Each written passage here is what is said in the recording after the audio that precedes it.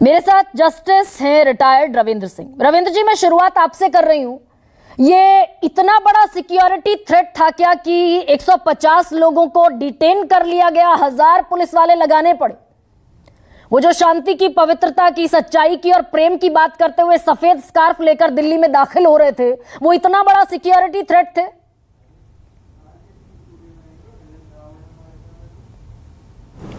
देखिए, एक चीज, right of assembly and right of protest, ये एक संवैधानिक अधिकार है।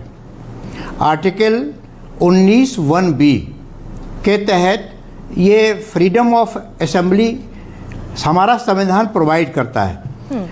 और ये राइट ऑफ असेंबली हमको ड्राइव हुआ है freedom of speech and freedom of expression से।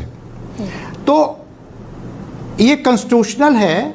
हम असेंबली हमारी हो सकती है, हम प्रोटेस्ट कर सकते हैं पीसफुल, और उसमें यह है कि विदाउट आर्म्स। असेंबली भी हमारी होगी, प्रोटेस्ट भी होगा, पीसफुल बट विदाउट आर्म्स। ठीक है। रिस्ट्रिक्शंस बहुत लिमिटेड हैं। रिस्ट्रिक्शंस हमारे इसमें दो मेन हैं। ये हमारी संप्रभुता को खंडित न करता हो और हमारी इंटीग्रिटी को खंडित न करता हो, नंबर 1।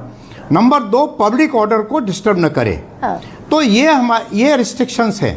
इन रिस्ट्रिक्शंस का अगर कहीं पर उल्लंघन हो रहा है तो इस प्रोटेस्ट को, असेंबली को रोका जा सकता है। जहां पर हमारा अगर 144 जैसे ओल्ड सीआरपीसी लागू है तो आपको असेंबली होने में आपको रोका जा सकता है। रोका जा सकता है, इसका मतलब ये नहीं कि आपको अरेस्ट क्या करके जेल में डाला जा सकता है, डिटेन कर ले। तो ये असेंबली जो, हाँ, आप उसको रोक दीजिए, आप मत उनको असेंबली करने दीजिए। इस पे 3 सुप्रीम कोर्ट के बड़े इंपॉर्टेंट जजमेंट आए। एक तो रामलीला मैदान वाला जजमेंट आया, बिल्कुल, हाँ। उस पे उन्होंने कहा कि ये जरूरी है कि हम जो अधिकारी हैं, नेसेसरी हमको परमिशन है वो लेनी चाहिए। संबंधित पुलिस से भी हमको परमिशन लेनी चाहिए अगर असेंबली हो रही है या प्रोटेस्ट हो रहा है। एक तो रामलीला मैदान वाले में ये हुआ।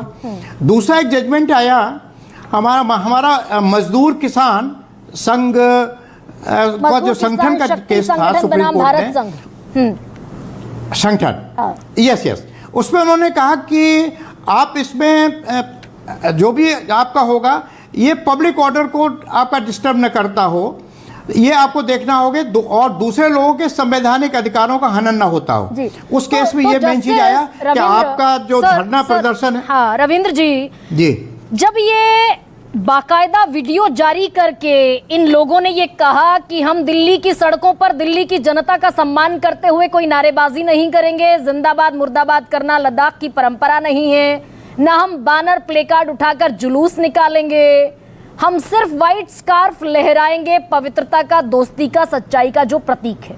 जब ये कहते हुए दाखिल होने की कोशिश है और पहले शांतिपूर्ण प्रोटेस्ट ये कर चुके हैं, 21 दिन की भूख हड़ताल मार्च में की, तो कितनी शांति भंग होने का खतरा था कि सीधे डिटेन कर लिया गया और 12 घंटे हो गए इस अवधि को।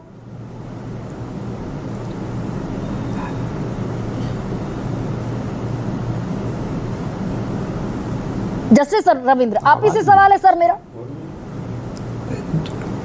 जी, आवाज नहीं आ रही थी इसलिए हम आपको बता रहे हैं। अच्छा देखिए, जैसे वांगचुक वाला केस है, जैसा अभी आपने बताया, देखिए इस केस में न तो उनके पास कोई वेपन है, कोई अधिकार नहीं है, ठीक, कोई हथियार उनके पास नहीं है, और जो रिस्ट्रिक्शंस हैं वो किसी भी रिस्ट्रिक्शन का न तो हमारी संप्रभुता को खंडित कर रहे हैं, न हमारी इंटीग्रिटी पर कोई अटैक है, और न पब्लिक ऑर्डर को डिस्टर्ब कर रहे हैं। अगर तीनों में नहीं हो रहे हैं और कोई ऐसा मूवमेंट करने पर हमारा कोई लॉ इफेक्टिव नहीं है, ऐसी हालत में ऐसे लोगों को रोकना और उनको बंदी बनाना बिल्कुल संविधान के विपरीत है।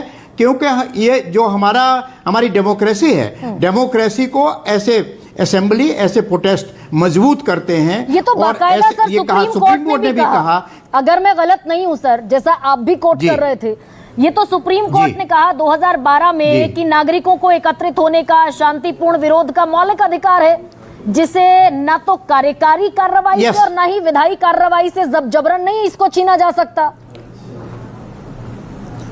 बिल्कुल, और बिल्कुल उन्होंने कहा कि ये डेमोक्रेसी को मजबूत करने वाली चीजें हैं। और अगर जो आपने हमको परिस्थितियां बताई हैं जिस तरह से इनको डिटेन किया गया है, ये इलीगल है और इस तरह का डिटेंशन बिल्कुल नहीं करना चाहिए। अगर ऐसा हुआ है तो संविधान के विपरीत है और उनके साथ घोर अन्याय है।